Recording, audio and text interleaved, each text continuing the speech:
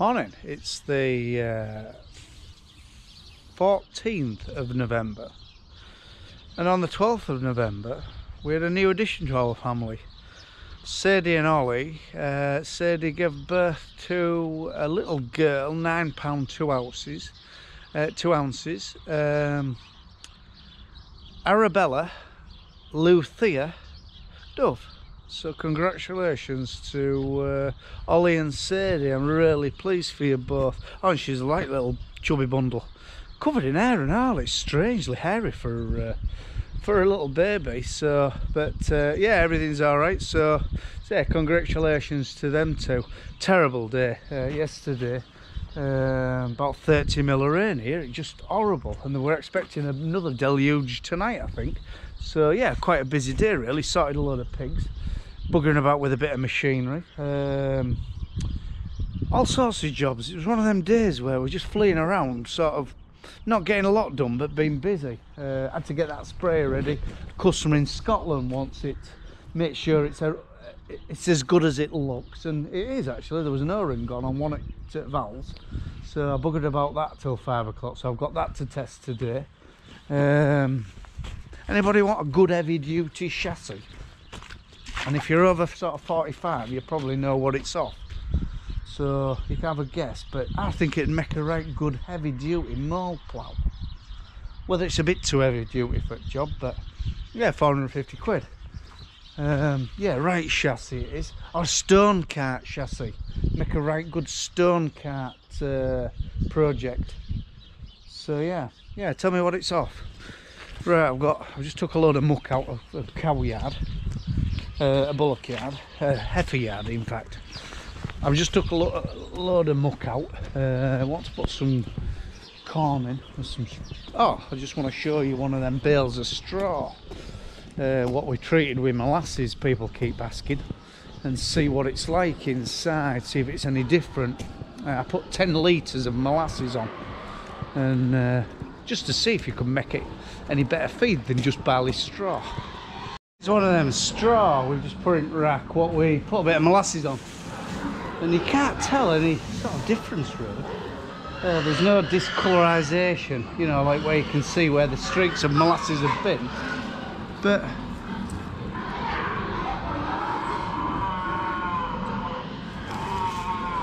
oh, you can smell out that.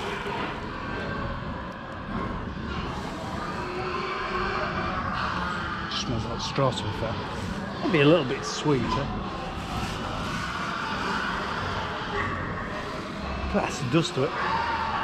Yeah, maybe a little bit of fermentation if out. So whether it's sent it warm, let's see what they think.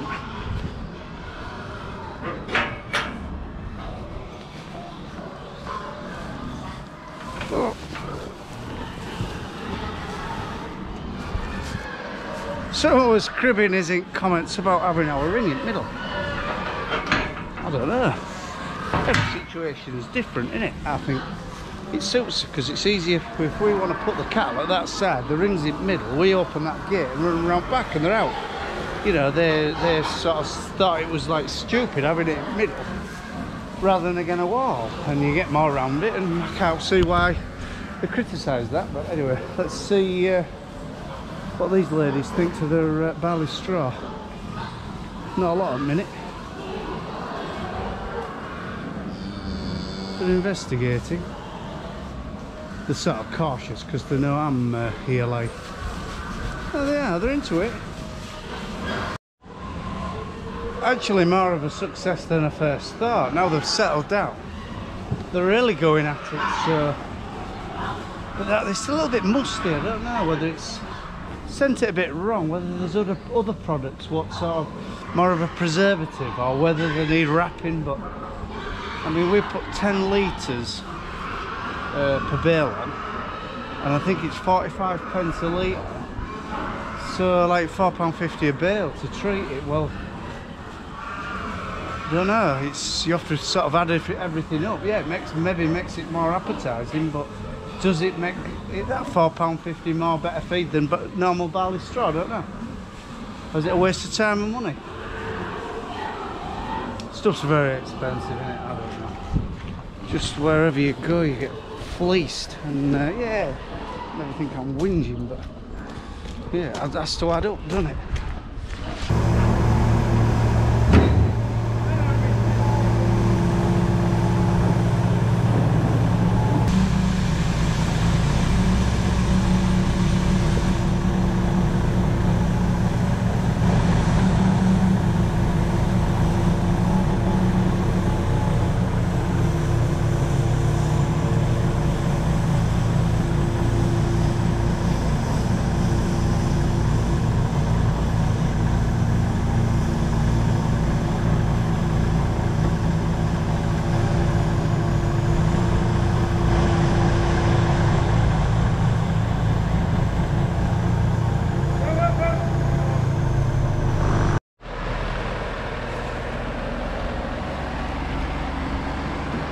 Off he goes. Ayrshire bound. He's got some other stuff to go on, and then making his way up there before weekend. So it'll be a fair trip really, whether he'll be back on. It's Thursday today, so he'll do well to get back for tomorrow night, I would say, but anyway, that's up to them. First job Wednesday morning, helping a mate of ours, Johnny. He does our livestock haulage, and he also buys and sells wagons. Anyway, this is to be loaded.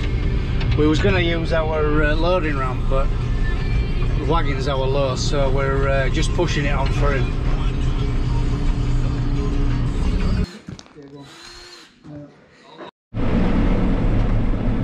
Just catching up on a bit of spraying. You don't get many opportunities at this time of year. It's either too wet on leaf, or too windy, or wet, or whatever. But no, we're just putting some Foliar feeds on some barleys this actually this barley isn't as forward as some at rest, but this looks quite sick. It's lost its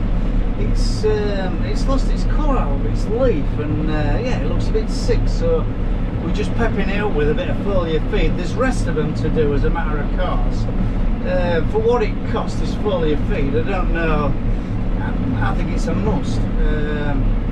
You know, our agronomist insists, when we nearly put it in every pass. A healthy plant is well, a producing plant, you would like to say. So, but no, it's like it's just peps it up a bit, like Red Bull for plants.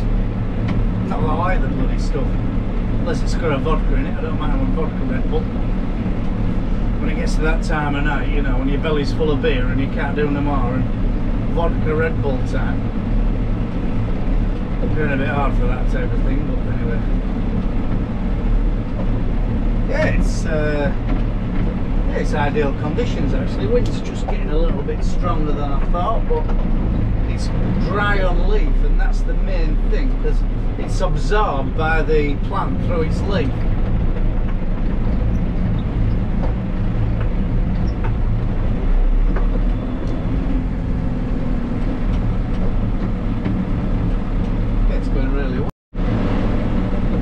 We're using a Yara product. The Yara factory is only down the road from us, 2 or 3 miles, on the local industrial estate. Whether they make these liquid products, I don't know. But I know it's a big factory, but they're a big company, aren't they? But this is a product called mancozin, and it's manganese based, so for this sandier soil, and it's got boron, copper, all sorts of trace elements in what just bulk the plants up a bit. As I say, our agronomist insists we put it in nearly every mix, and for what it costs, I don't think it's a bad thing. There is cheaper products on the market, but these Yara ones are nearly guaranteed that you can mix them with anything, and they won't gam up or block your jets or out like that. They won't react with any other chemicals. You know, like I say, you can mix them with that.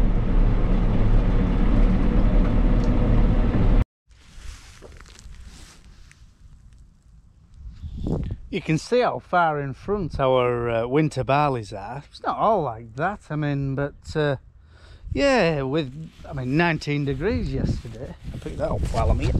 Yeah, 19 degrees here yesterday, which is unheard of for you know, middle of November. But Yeah, these are our problems. These like areas like this. I don't know whether it's just manganese deficiency or it's a little bit cereal eelworm. You know, these dead tillers.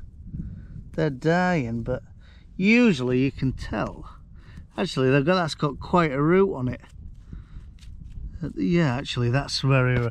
Usually, when it's cereal eelworm, there's no structure to it. You just pull it straight up, and it's got a little spindly root, not odding it to ground.